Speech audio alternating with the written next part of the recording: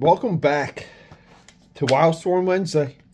This is the one I've been waiting for. Your boy over here, Peter A. DeLuca. I waited for the price to drop for this series for a long time. These were up there even without the J. Scott Campbell covers. J. Scott Campbell did 3 alternate covers for everything you see here. Now those maybe 20, 30 bucks a piece. I don't need that. If the guy who drew the cover, if it's, I'd like him to draw the interior. It's a weird standard, I know. But guys, I'm not joking. I waited a very long time. So I'm so happy to share this with you guys for Wildstorm Wednesday. Superman, Fantastic Four month.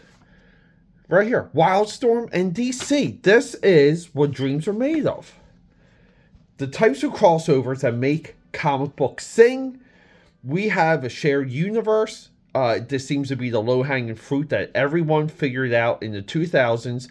We're not putting 2 universes together. We're simply having Gen 13 visit Metropolis. Before we get into this, and I know what I'm going to title this video. This is going to be an odd rant on Superman Gen 13.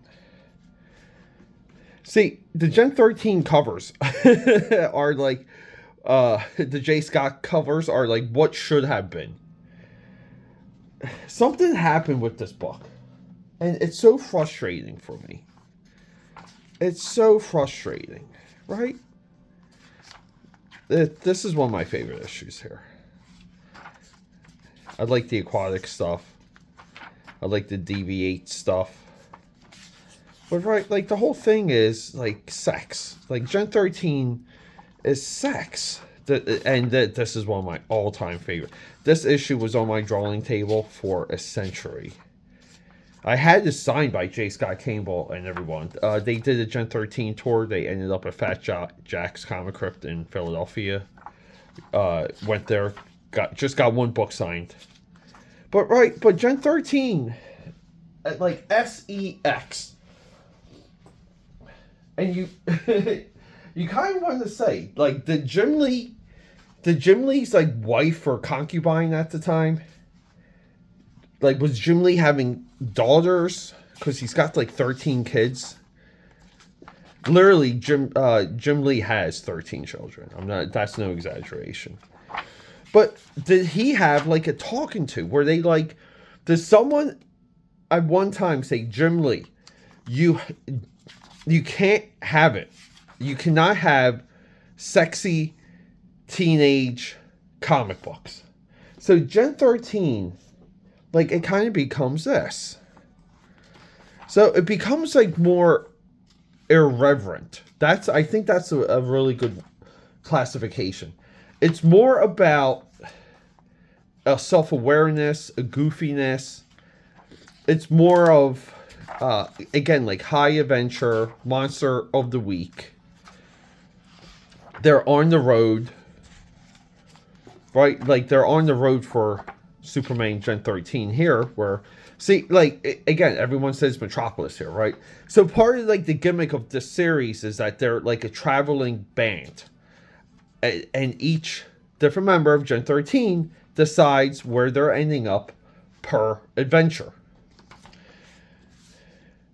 But Gen 13 kind of became a mockery of itself. And I'm not saying like talent didn't brush it, because it did. Like here we have like Steve Dillon, we have Gary Frank. Here's the 50th issue. Bringing some of it back, right? But still not there. A little bit of the bondage issue. But Gen 13 never quite gets this mojo back. So here, it's not really like Gen 13 and Superman.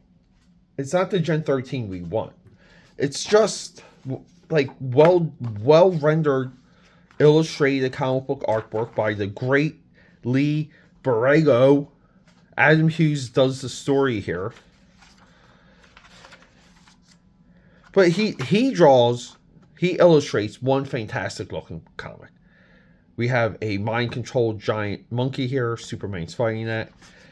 Fairchild is obsessed with Superman, as she was here in this flashback, which is why they go to Metropolis. And then during this fight, she gets knocked out, separated from the team. But we get some like good moments here, like Superman talking with everyone. You know, the team trying to track her down. But then, you know, within the second issue here, and what a fantastic Lois Lane, great introduction. We talk about this a lot, like how you introduce a Daily Planet, and every Daily Planet is a little bit different. But we like the writer and the artist team signatures for the Daily Planet. But we end here. And I'm thinking, oh, okay, like it's Supergirl, right? Well, it's a gotcha, because, you know, the next issue begins. And this is where we tune out. I mean, like, really cool character stuff. Like, the Gen 13 kids, like interacting with a purposely like sloppy Clark Kent. It's just awesome. I mean, like, look at Grunge here. Like, very cool stuff. And yeah, and Lee's using photographic reference. He's tracing backgrounds and you know, like doing these things. So it's not Supergirl. It's Fairchild with amnesia in a Supergirl uniform, stopping trains. I mean, this is what I mean. Like, Grunge should never look puny. Like, why does he look so puny? And then I'm essentially out at this time. I can see why no one like points to this as a great crossover. You really think it would be a perfect crossover because it's two lighthearted character, like pools of characters. Like everything Gen 13, lighthearted. Everything Superman, lighthearted. So I didn't even bother reading issue 3, just because I hate the gimmick. I thought these covers were just kind of like not, like leaning towards like an aspiration type thing, or that Fairchild was going to have to pretend to be Supergirl in conjunction with Superman. Nice Volkswagen Beetle here. I mean, but Lee really, like, holy crap, like, he renders the hell out of these pages.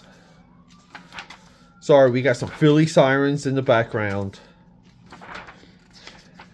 And at this point, by the time we get, and this is the fault of Adam Hughes. I don't know what the hook of the series is at this point, because Adam Hughes like doesn't do a great job in setting it up. But they do fight some type of mech. Fairchild's on a bike as Supergirl. The real Supergirl like eventually shows up. Superman stops a missile, and then Supergirl, blonde hair, shows up, punches out Supergirl, red hair. And Superman flies away, and they're back on the train. And she gets the cape as a gift. I recently, around this time, we're doing Superman Darkness. That is for Top Cow Tuesday. That is, in my view, a transformative 2 issues, by the way, of how to merge 2 characters, 2 universes, 2 sensibilities. What they do here, I feel like they're trying to be cutesy, but they're also losing they're losing the voice of Gen 13 in slow motion. And by the time we hit the 2000s, what this series should be, which is like this.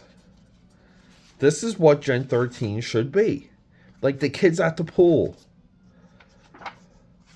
You know, they get attacked by a annoying armadillo dude. But they're nothing is serious.